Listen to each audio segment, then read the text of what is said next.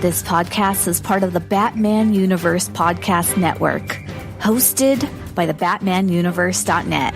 Check out everything related to Batman and the entire Bat family at the BatmanUniverse.net, including news and original content related to comics, movies, television, merchandise, video games, and more. Also, check out some of the other unique podcasts that TBU has to offer.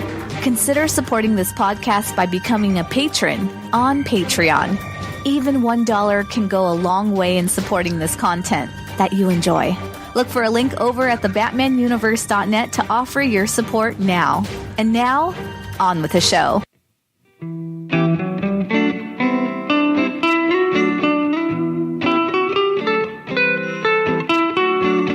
Gotham Strife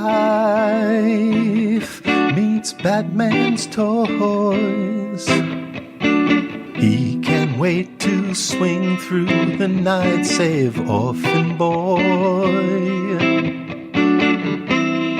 Bruce can remember one fateful night. Make a rich boy a dark night. Go and download Bat Books for Beginners. Bat Books for Beginners. Bat Books for Beginners. Bat Books for Beginners. Hello, and welcome to this edition of TBU's Bat Books for Beginners, episode 186. My name is Gerry. And I'm Chris. And we are your hosts. On Bat Books for Beginners, we will examine story arcs with Batman and related characters. We'll give you the historical background of the book, break down the plot and the art, and give you our opinions so you can decide for yourself if they're worth a read. Today's Bat Book Chris and I are covering is Batman and the Outsiders. Chris, tell us a little bit about this book. Thank you very much, Jerry. Hey, a little Sade smooth operator today. Yeah. Gotta love that. Thank you so much. Hello, Bat fans. Thank you very much for downloading and spending a part of your day with us today. Batman and the Outsiders Volume 1 is a 128-page trade paperback that was published in October 2008 and had a cover price of $14.99. This trade paperback reprints the first 5 issues of Batman and the Outsiders Volume 2 and had a story entitled The Chrysalis. Now note, this is not to be confused with the series of the same name from the 1980s, written by Mike W. Barr and art by Jim Aparo. This came out in 2008. The 5 issues here in this volume were originally cover dated December 2007 through May 2008, and were individually priced at $2.99 for a single issue. The individual issues do appear to be available on Comixology. If you're interested in obtaining a hard copy or floppy version of the story, I did see the trade paperback go for $11.99 at mycomicshop.com, but I also saw the individuals go for around half or even less than cover price on online back issue sources, so that may be the route to go. Mm-hmm. Now, for our creative teams, per usual, I'll combine my memory and online resources. For our writer, we had Chuck Dixon. Dixon is 64 years old, and he was born in Philadelphia. He broke into comics writing on the title Evangeline for Comico Comics back in 1984, and he wrote for Airboy for Eclipse Comics back in 1986, which is where I first encountered his work. In the early 90s, he wrote for Punisher, War Journal, and Mark Spector, Moon Knight for Marvel Comics. Now, according to Wikipedia, Dixon was the most prolific Batman writer in the 1990s. In addition to writing Detective Comics, he pioneered the individual series titles Robin, Nightwing, and Batgirl. Other DC titles included Catwoman and Green Arrow. Now, from there, he's also worked on several independent publishers, and he's even turned down a chance to rewrite the screenplay for The Expendables #2. Wow. Yeah. Now, he bounced back to DC in the recent Bane Conquest limited series. You can find a great blog about comics at chuckdixon.net and follow him on Twitter at Dixonverse, where I saw he's hoping to revive Jungle Comics with an Indiegogo campaign. Now, in a recent tweet, he's also looking for Manhattan-based comic shop retailers. So New York listeners, help him out if you can. Okay, for our artists, save for issue 2, the series art pencils were provided by Julian Lopez. According to his website, he's a Spanish illustrator and comic book artist born in Barcelona. He has previously worked professionally for DC Comics on the Superman-related books, such as Superman, Action Comics, and World's Finest. He's also worked on other titles like Wonder Woman, Batman and the Outsiders, Titans, Oracle, Cobra, and the Mighty Crusaders. He is on Facebook and on Twitter at Julian Lopez Art. Issue number 2, the pencils there were provided by Carlos Rodriguez. Rodriguez was born February 25th, 1977 in Madrid, Spain, and he has various DC and Marvel credits to his name, including Black Panther, Teen Titans, Nightwing, and Suicide Squad. You can find him on Facebook. All the issues were inked by Bit. Now, I was unable to find much biographical information about him, just on a cursory search, save that he has a long list of credits for both DC and Marvel. Interestingly enough, I also found no ratings for this trade paperback on Amazon.com, which was very odd, but over on Goodreads.com, this had a rating of 3.23 stars out of 5. Based on 165 ratings and 20 reviews. But wait. Just what do Gerry and I think of this book? And we're going to continue to do our deep dive of this tome very, very soon. And with that, I shall turn it back over to you, Gerry. Thanks, Chris. So we're going to talk about this story after a few messages from some of our friends.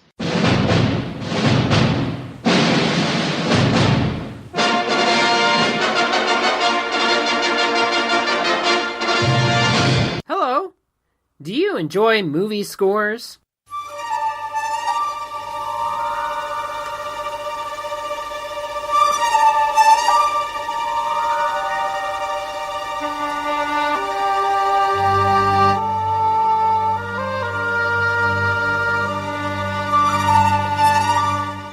Do you like science fiction?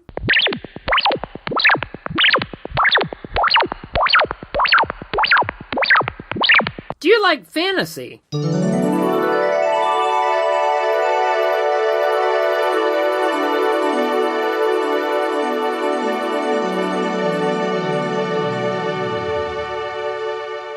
And do you like movies? Everything's under control. Situation normal. What happened? Had a slight weapons malfunction, but everything's perfectly all right now. We're fine. We're all fine here now. Thank you. How are you? Well, I have a podcast for you. Soundtrack Alley. It's a podcast where I take you on a journey through the time of my childhood and beyond to give you a glimpse into the world of movies, science fiction, fantasy, and other films that touch me on a personal level. You'll also enjoy interviews from film composers from famous movies from the past or even current times. Enjoy the interaction I have with guests on my show every so often, and check out other shows that share and guest spots. So sit back, relax, and let the soundtrack world wash over you, and check out Soundtrack Alley. You'll love it.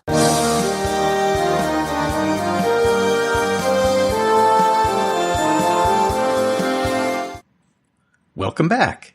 Here is the story of Batman and the Outsiders. Catwoman and Katana, or as Batman IDs them, Catsy and K-Girl. I wonder if they're offended by that. I don't know. I think I might be. Yeah, okay. They parachute onto the roof of Jardine Tower, headquarters of Jardine Limited, a purveyor of radioactive material. They take out some roof guards. At street level, pudgy young man sprays the words, "End psionic experiments" on the side of the building. He gets a beating from the Jardine guards and taken inside for rough questioning. Grace is making her way into the building through the sewers and isn't very happy about pulling sewers detail. Metamorpho turns gaseous and enters the building as well. He lets Selina and Katana into the building proper. They find a huge room that contains a giant hairy egg that's being bombarded with radiation. Their presence sets off the building alarms. The guards are interrogating Pudgy and also trying to figure out how to handle the break-in, and they notice that Pudgy is transforming into Martian Manhunter, who easily frees himself from his bonds. Things don't go too well for the guards. In the egg room, Catwoman, Katana, and Metamorpho fight off those guards. The radiation levels increase dramatically, and a super OMAC emerges from the hairy egg. Metamorpho transforms into a lead ball to protect his teammates from radiation and bullets. They are able to escape the room and the guards, but the OMAC is on their trail. They fight. Grace breaks through the floor and provides an escape route, which Catwoman immediately takes. Martian Manhunter goes to the computer server room and mentally downloads all the data. He arrives at the fight scene to find the team has electrocuted the OMAC. They take the creature back to Batman. Batgirl, the Cassandra kind, arrives at Grace and Thunder's high-rise apartment, where they are talking with Metamorpho and Katana. Metamorpho and Katana go to the lab where Batman has the OMAC in a tank with some wires on him. He and Dr. Langstrom, Francine Langstrom, Kirk Manbat's wife, are trying to figure out what makes the robot killer tick. Hawkgirl arrives with geo-force and Black Lightning from the Justice League. Batman feels responsible for the OMACs because they were created by Brother Eye, who Batman created. The Justice League want to take the OMAC with them, but Batman doesn't want to let it go. As they argue, the OMAC breaks out of his tank. The Justice League tools try to fight the robot, but get their tails kicked. Batman and his team had a plan all along, though, and they disable the robot again. Batman lets the Justice League take the remains, but Geo-Force is surprised to learn that he is now an outsider. Grace and Thunder are in their apartment with Cassandra. She walks around the apartment nude, and the two notice that her body is all scarred up. It turns out the OMAC Batman let the Justice League have was a decoy. They are still researching the real one, and they call it Remac. Remac is being mind-wiped, so he can join the team. Green Arrow, Katana, Batgirl, and Metamorpho are in French Guiana with Batman. Batman has figured out that Jardine Corp has been experimenting with creating life forms that can exist on different planets, and there's a group of 3 rockets getting ready to take off that needs to be stopped. Ollie isn't too sure about Cassandra because she's a killer. The two eventually tussle, but all is good. That makes everyone feel better. Mr. Jardine sends some costume soups to protect the rockets. Gun Bunny and Gunhawk have Batman in their sights, but they get distracted by kissing. The rest of the team get over the fence, disable the guards, and make their way into the facility. Batman is also inside and transmit computer room data to Francine Langstrom. The rest of the team is spotted and have to fight the villain Militia. Camarrouge goes to sneak up on Cassandra, but unfortunately for the invisible-suited baddie, Cass notices that she smells like strawberries. Geo-Force changes gravity to make Militia super heavy, which disables him. In the main control room where Jardine is having a meltdown, he is screaming that he wants the launch to go off on schedule. The computer techs insist on delaying it. The team heads off to disable the rockets. Geo-Force goes to the main control room and disables the OMAC, protecting Jardine. The computer techs turn out to be the spirits of Ralph and Sue Dibney. Yay! Oh, wow. That's awesome. The good guys take Jardine away. The rockets take off, but Metamorpho enters the one that has the crew. Things apparently won't go too well for them. The end. So Chris and I are going to talk about our feelings for the story after these words from some of our friends.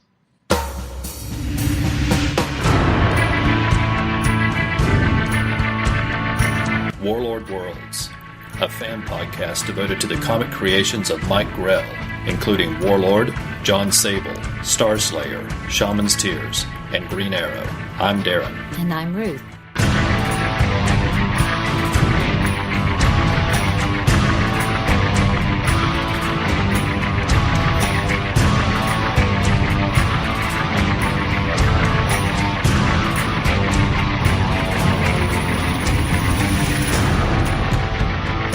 We hope you'll join us as we discuss the stories, characters, and art in the many excellent comics from writer and artist Mike Grell.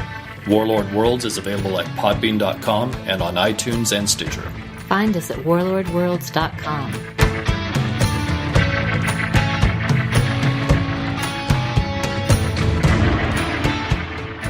Welcome back. All right, Chris, what'd you think? Gerry, I fondly remembered the 80s Batman and the Outsiders, so when this got its relaunch, about 10 years ago, I was really looking forward to this, but my hopes were a little bit dashed when I read this. It wasn't as good. It didn't quite resonate with me as that 80s series did, and I really am trying to be objective here because I don't want to sound like that old guy who reads comics. You know, things were better back at a certain time period than they were in the newer version. Mm-hmm. When I listened to other podcasts recently, I heard the Batman Universe Comics podcast, and they both had, you know, the panel, everyone there has been admitting that they don't look at the art more critically as opposed to the writing. So I really wanted to come prepared and examine the artwork with this particular trade.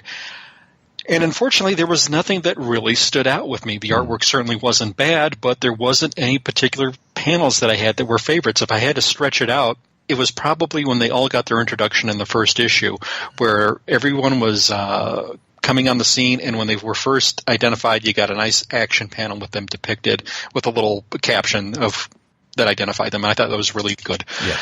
Yeah. We'll get into it a little bit more. I really don't care for the OMAC Brother Eye stuff as a rule, and I thought the recent, as if the timing didn't help this any, we had the recent detective story with James Tynion, who I like that a little bit better, but I still don't care for the OMACs for the Brother Eye. We ended on a cliffhanger, and we had a Batgirl nude scene in the third issue, which I thought was kind of gratuitous. So those are my overall broad brushstrokes. What were your initial impressions? Well, you know, I don't have any connection to the Outsiders or any of these other kind of sub-characters with the exception of the Dibneys. I know many people do. I know a lot of folks really like these teams or people on these teams. And, you know, I think that since I don't have any previous connection to them, I can kind of evaluate the story on its own merits. And you know, on the other side, I'll miss things that other folks that are more familiar with them will catch. But I actually did like this story. I didn't think I thought it was a little disconnected. I thought it kind of wandered in certain places and odd things happened, like why did Gun Bunny and, you know, why didn't they shoot Batman? Because they wanted to kill. It didn't make any sense. So, you know, I thought that was a cliffhanger from one issue to the next. Then it worked as a cliffhanger, but they really didn't want to kill him. I'm still not sure what happened there. Regarding the art, you mentioned the art, and I do like I like the way that this book was colored. There are a lot of the scenes that have really rich and shiny, you know, colors. It looks like there's real texture and depth to them.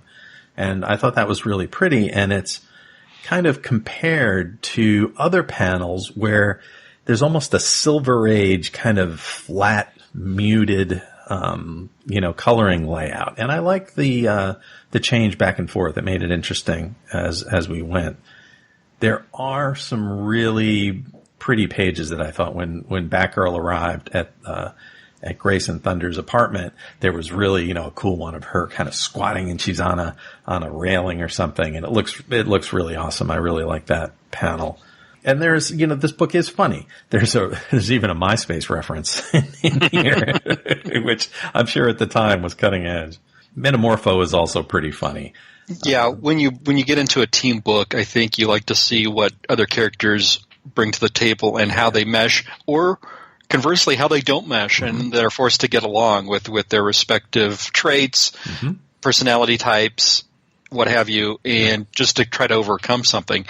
This was something that I thought was unique in that we saw Catwoman on a team book, yet we also had familiar team players like Hawkgirl, and it's like, well, what is she doing here? Did she add something to this? Did she take away something to this? And what did she bring to the table? Just to see the different pairings of how characters interact with each other is always very charming, and it's always a trick to see how they can pull it off with if there's any internal squabbles, or does one character mesh better with another character, and ultimately how do they team up to get the resolution. So I like that. I should have liked it more, but I just couldn't quite get a handle on it. What was your take on Hawkgirl in this one, Gerry? I thought she was annoying. She was just being an idiot. Like, here, I'm Hawkgirl. I'm on the Justice League, and I know better than Batman. Right. I generally like Kendra, and this was something, you know, a little different. So for the Kendra fans out there, and I know she's got a loyal fan base, you know, this was, I'm curious to hear their take on this, if they read this the same way that Gerry and I did. Yeah. Now we also had Cassandra. Did you think she added something to this, Gerry? I think she could have been used more. I mean, Cassandra and you know, Selina are two of my top favorite characters in the Batman world, and Cassandra kind of shows up and doesn't really have anything to do. She has a little tussle with Green Arrow, which is really just annoying. Ollie's being an idiot. And I just wanted her to do more. It was kind of cool where, she's getting snuck up on, with, the woman in the invisible suit, and she knocks her out and says, you smell like strawberries. That was really funny. Yeah, it was. And, speaking of characters with something to do, there was a little supporting character was, that of, Dr. Francine Langstrom. Yes. Who back, in her initial appearances really didn't have much to do, was, oh, Kirk, oh no, what's going on? Oh, our baby's this. And, she was always not quite a damsel in distress. There was one story where I think she did kind of turn into like a bad character herself. But beyond that, my recollections of this character were sort of like Liz Connors back in the Spider-Man titles, where, she's watching her husband go through this metamorphosis, and she's just really there. We never really get to see what the spouse is going through or anything else. So I was pleased to see that she had quite a little more so than I was accustomed to in this story. So that was good. Did some of the art play to you like it was done well, or did it unintentionally become different or interpreted a different way? Well, I thought that, like I mentioned, that the colors were good, in general, and there was a good combination of different looks, but some of the panels, and particularly towards the end of this couple of books, there's this one scene of Jardine, and he's demanding that they do the launch, and he's kind of getting wiggy, and it almost looks like it's something out of Mad Magazine. It's just a little over the top. It looks funny, it's comical, but it doesn't really fit the rest of the book, and I'm not sure where that came from. Yeah, I'm glad you mentioned that, because I noticed that, but I didn't have it in my notes. And there was something I really wish I could have liked more about it. Yeah. By no means was this terrible, but there was nothing really something to rave about either. Yeah. So just whenever I thought like, oh, this is starting to get good, then it would kind of dissipate, and kind of the plot lines would wander off, and then it would come back. Oh, maybe it's going to get good again, and then something crazy like, oh, we have Batman in our sights, but let's kiss instead of shooting him. Yeah, and speaking of Batman, I thought Dixon did have a good handle on him. This was a good depiction of the central character. Yeah. I liked what he said. The Outsiders is a different kind of team than, the Justice League or some of these other teams that Batman may be involved with. And he says, and, he's kind of speaking the subtext a little bit, but I did appreciate it. He says, our strategy is intelligence. It's about applying measured pressure where it will do the most good. It's not brute force. We're always going to be outnumbered. And I think that's a really good, that happened early in this story. And I thought it was a really good way to tell the reader why this book is different than, a Justice League title. Great point. Did you have anything else on your notes? I just don't have anything else to add. Was there anything else that you took away from this? Yeah, really just that there was a lot of humor in this. And, Martian Manhunter, him changing to the, from the fat graffiti kid to the Martian Man, everybody's like, uh-oh. Yes. And, he's saying, oh, I'm getting minimal resistance, but he's getting, machine gun bullets are flying at him. He's like, yeah, it's fine. Not a problem. Oh, that's good. Yeah, great stuff. Yeah, that's pretty much it. So, based on that, what kind of rating would you give this? Well, it's certainly, I just had high hopes, with this title, and the memories I had, and especially with a writer of the caliber of Chuck Dixon, I was really hoping to get into this much, much more. But I hate to say it, I felt a little flat with this. I was teetering between a 3 and a 5 out of 5. 3 and a 3.5 out of 5, and I'm going to be generous and go 3.5 on this. I'm not going to say it's a must read. I'd certainly, if you could find the original Mike W. Barr and Jim Aparo Outsiders, if you haven't read those stories, I'd go seek those out ahead of it with some interesting characters and villains. Would I recommend it? Yeah, there's other material out there, but I do have some slight reservations. So no for must read. Recommend, yes, but some slight reservations. How about you, Gerry? Sure. I think I would be in about the same boat as you were with the rating. I would give it a 3.5 too. Particularly, I think it would, putting it up over the top was definitely seeing the Dibneys show up. I just like them, and I'm not really sure what's happening happening in continuity at the moment, but I assume they're both dead, and these are their ghosts. And at least that's what they say here. So I'd have to go back and do a little research to figure out where they are continuity-wise. But it was great to see them, as it always is. So I agree. I don't think this is a must-read, but I would, in terms of would I recommend it? Sure. I wouldn't recommend, you to stay away from it. I think it's a perfectly good book if the plot is a little all over the place. But there was a lot to enjoy about this book. Well, great. Well, now, folks, don't forget to check Chris and I out on the Professor Frenzy Show. That's another podcast that we both do. Now, by the time that this episode is aired, we will have released 8 episodes of the Professor Frenzy Show, which is surprising. Yeah, it just feels like we've only done a couple, but yeah, we've already had that many. Wow. Yeah. So, on the Professor Frenzy Show, we, Chris and I do indie comics and other pop culture topics, and we've been having a great time with it. You can check the show out, search on iTunes for the Professor Frenzy Show. We're on Facebook, and get us on Twitter. If you hang out with us at all, you'll be able to find the show. Now, another thing, Chris, that came up, the Batman universe had their 250th episode of the Comicast, and that was a great achievement, and we just wanted to send our congratulations over to Dustin and everybody at TBU. Yeah, everyone who's contributed to that particular podcast got an acknowledgement. I thought Dustin did a very excellent job with it, and everybody got to share in it. It's a very proud achievement for the website, and a good feather in his cap for Dustin, and just to see what the podcast has accomplished with all the talent and that just came onto this community of fans who assisted and made great contributions over the years past and present. It was an awesome achievement, so be sure to check out that 250th episode, and you might hear even a plug from us. Woo, that's right. Now, Chris and I both do some work over there at the BatmanUniverse.net. What do you do over there, Chris? Yeah, now I am doing some reviews for the Batman Adventures comic, which was, I think, something that really should have been spotlighted, because back in the early 90s, I thought it was one of the better Batman comics you could get on the rack. So I'm doing a deep dive review of these over on the Batgirl to Oracle podcast. And I'm very fortunate to be on that show, but coming up soon, we're going to see Batman 66, which I previously reviewed on that show with a segment. I can't wait. They're going to meet the Archie characters. So later this summer, Batman 66 meets Archie, or is it Archie meets Batman 66? I'm not sure, but I can't wait. And they've released some of the advanced artwork. It looks great. We're going to have some Batgirl. We're going to have some more classic villains that I really, really love. One other thing I do on there is also look at the Nightwing title just to see if there's any shipping going along, because Stella and I are very, very cognizant of shipping with our particular favorite characters.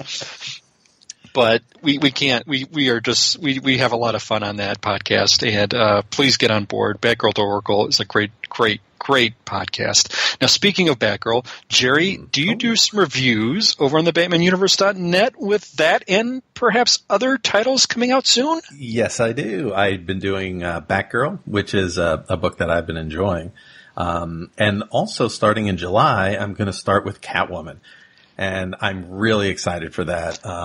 I'm really excited, and I'm gearing up to just savoring what you're going to write about this, because Batgirl's she's getting a costume tweak, changing the costume pretty soon. I don't know what you think of the new version of the costume, and Joelle Jones doing Catwoman. I can't wait to see how this plays out and what your take on this will be. So this is a lot of good things coming up down the line. I'm looking forward to it. As I mentioned before on this show, Catwoman is one of my favorite characters of all time. Second to Batman, and maybe second only to Batman. Depends on my mood, but sure. I'm ever since, being a kid watching TV show, I've always kind of shipped Batman and Catwoman. They had a great relationship. I always thought that they were, close, romantically, and just the whole way that the DC universe is bringing them together, and Catwoman being such a big part of things in main continuity I'm just in heaven. I'm loving it. Yeah, this is good. Just as a reminder, folks, you can find me on Twitter at BTO and Batbooks. Gerry, can they find you on Twitter? Yes, they definitely can. You can find me at Professor Frenzy. So on Twitter, I do some reviews of my weekly pull books. I cover my favorite DC books, indie titles. I talk about Dark Shadows. I had another Dark Shadows afternoon yesterday. And Chris and I, we both live tweet horror movies at the hashtag Svengoolie out on Twitter. And we had a good one last night, didn't we, Chris? Yeah, I enjoyed that a lot. That was one I had seen. Yeah, that was William Castle's, what was that called? Nightwalker. Nightwalker, thank you. I was going to say Night Stalker, but I knew that was wrong. So, yeah, Barbara Stanwyck. So good. So good. Lloyd Bachner, just outstanding. This was one I had not seen before. Had you ever seen that movie before, Jerry? Never. And it was very entertaining. I thought that Barbara Stanwyck, as always, was terrific. And Hayden Rourke from I Dream of Jeannie and Dr. Bellows. Dr. Bellows, in a really dramatic role. Yeah. This was not, usually it's comedic whenever I think of him, but no, he was a decent dramatic actor in this Definitely. one. Yeah, I thought it was a really good, outstanding story. Very suspenseful. Mm-hmm. A lot of well directed, a lot of great camera shot, a lot of good effective use of music. Really enjoyed that one. Yeah. Yeah. So, folks, you should check out, if you're interested in that kind of horror movie, you should go out to Svengoolie hashtag on Saturday night at 8 and see what we get up to. We have a lot of fun. A lot of fun, definitely. Yeah. So now, Chris and I, we both listen to a bunch of different podcasts other than this show. Of course, the one that I never miss is Cosmic Treadmill and Weird Comics History, with Chris Sheehan at Ace Comics and Reggie at Reggie. And they discuss some classic comics, and they just do great detail and great voices. And sometimes these books are not the best, and almost, the worse the book is, the more entertaining they are about it. I just love that show. Yeah, I got a nice shout out on the last episode, but not the one that dropped today. But that was nice because it seems Reggie and I had a mutual comic or a history book about comics, and one of the stories was featured in there. And what a community when you meet somebody who can relate to something you read when you were a kid, and somebody else read the same thing when they were a kid. And wow, and just to hear him do a deep dive with the history and the early stuff from Warren Magazine Publishing was just very, very researched, intensely well. And I can't tout that particular episode more than that, but it's always a great show. Yep. There's always a takeaway, and I always learn something from that show. Absolutely. So we also are listening to all of the podcasts that Darren and Ruth Sutherland do. That includes Warlord World, Xenozoic Xenophiles, Trekker Talk, Sensational Sleuths, Fantastic Fantasies. It's just a whole bunch of really terrific content. And you can go and check out their shows. You'll definitely enjoy them. Yeah, and convention correspondence. I'm hoping to hear. I'm hoping to hear a report from the con they just went to. I think Heroes Con, I believe, was that one. And hey, you were there too, Jerry. Well, you weren't there, but you were on the previous episode before, or the most recent episode, I should say, where Cub reporter Jerry Green on the spot reporting on that was a great episode. So be sure to check that. That's still available. So check that out. You can hear Jerry on that show. Yeah, thanks. Of course, Randy Andrews, who does the terrific Soundtrack Alley and Gen 13 podcasts. We both always enjoy those. Randy does for Soundtrack Alley. He takes some old movies, not old movies, but 70s, 80s, whatever sci-fi, fantasy movies, and he goes and does a deep dive into the soundtracks and the music and how the music makes the movie work. Interviews composers. It's a terrific show, and if you're interested in movie music, definitely check out Soundtrack Alley. We also, Clinton Robeson is one of our friends too. He's on Svengoolie. Periodically, he does some work for the BatmanUniverse.net, and he does a terrific podcast, Coffee and Comics, and that's always a great one to listen to. Mm-hmm. Now, another couple that we listen to is Longbox Crusade and Saturday Matinee Theater with Pat, Jason, and Jared. This is Saturday Matinee Theater. They take the old 50s Sherlock Holmes TV show, which you can get on YouTube, and they do episode by episode reviews of them. And it's a great time to go out onto YouTube, check out the show, and then check out their commentary. It's a lot of fun. Absolutely. We also are listening to Wonder Woman Warrior for Peace, and where they kind of review all Wonder Woman movies, TV shows, comic books. I mean, if you're a Wonder Woman fan, this is kind of a must listen. It's a terrific podcast. Just about before I was going to email Angela, who does the show, saying, "Hey, has the next episode dropped?" She dropped it. So nice. Yeah, so it seems like she took a month off, I think, or a brief hiatus. I don't know if it was quite a month, but I'm always jonesing for that show. Yeah. So yeah, back on pace. And as the time we were recording this, she just had a new episode drop this past week. So be sure to check it out. Fantastic. Also listening to Parlapod with John Benedict. That's a terrific podcast on comic books, and you should that drops Wednesdays as well. You should check that out. Mm-hmm. Yeah, very timely. Like it. And also the Selling Out podcast with Dave Schultz. That's a terrific one that is more about it's a culture podcast, and I'm really interested to see how that one develops as it goes on. I am too. Check them out. They can be found on Twitter. Dave has been an excellent friend and supporter of our show. Yes. Can't be a nicer guy you would find on Twitter. And always ask a question, and at the time of this recording, his question is, what are your pet peeves? So I think he's going to tout that out. What a great topic. I mean, What a great topic. So I thought, I got too many to list. I don't overwhelm. But no, I don't want to overwhelm him. But yeah, I should help Dave out and toss a few ideas out there. But boy, I think everybody's got a pet peeve, at least one, and I can't wait for that episode to drop to hear what other responses there may be. I agree. Me too. Now, if you're interested in classic horror movies like Chris and I are, you might want to check out Monster Kid Radio with Derek M. Cook. He does that one, and he's been doing that for quite a while now. Very good podcaster, and you should definitely check out Monster Kid Radio. Yep, absolutely. And we did get a comment from a listener. This was actually from the guys over at the Longbox Crusade, nice, who said about our last episode, "Hey, fun episode. We enjoyed listening to the Nightwing story. Thank you for the shout-outs and kind words about our podcast." So that'd be great. Yeah, so we also had likes and retweets from Oliver Bourne at OliverBourne5, Sagir Khan at SagirKhan_, Chris Sheehan at Ace Comics, Jared Albrecht. Hey, it's the Yard Sale Artist at Yard Sale Artist, Chris Hamby at Chris Hamby Films, Christados at Christados01. Thank you so much, Pat. Longbox Crusade at Longbox Crusade.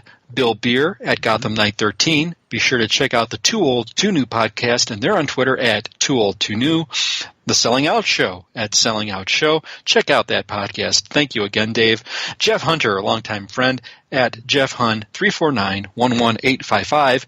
Dustin Frischel. Hey, nice. Dustin, thank you so much. At Bearded Bad Chief.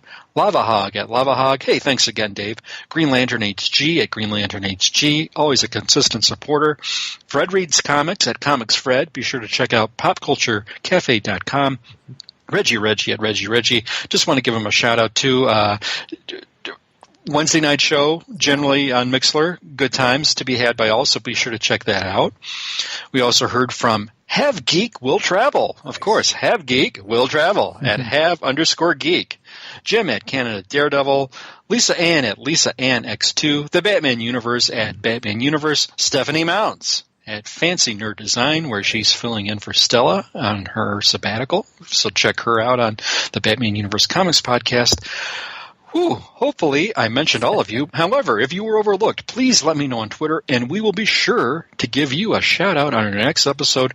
Thank you so much for your support. Yes, thanks, everyone. Well, that's all Chris and I have for today. Please join us next time, where we will be covering Batman Private Casebook. My name is Gerry. And I'm Chris. And thank you for listening to Bat Books for Beginners.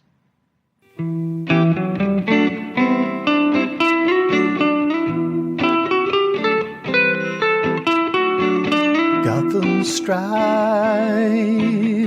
meets Batman's toys. He can't wait to swing through the night, save Orphan Boy. Bruce can remember one fateful night. Make a rich boy a dark night. Go and download Bat Books for Beginners.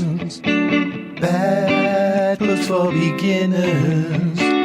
Bat Books for Beginners. Bat Books for Beginners.